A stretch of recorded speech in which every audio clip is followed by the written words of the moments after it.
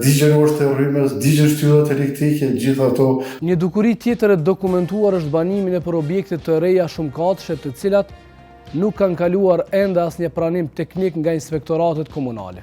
Pa u certifikuar sistemi ujësjellësit, hidrantet kundër zjarrit dhe pa u bërë pranimi teknik i rrjetit elektrik, investitorët lejojnë futjen e banorëve brenda këtyre ndërtesave.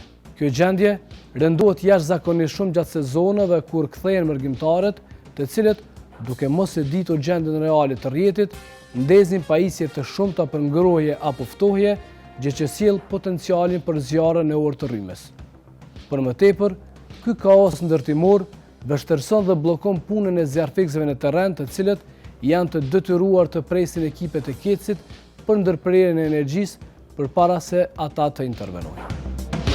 Në praktikë edhe siç jemi të njoftuar që objektet ndërtimore pranohen ose pa kushfar pranimi teknik, njësht shkojnë vendosen edhe banojnë, po objekti nuk ka pranim teknik.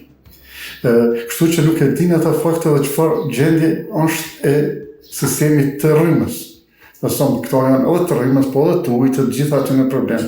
Domethënë fakti që një objekt i cili nuk ka pranim teknik, ai nuk është për banim.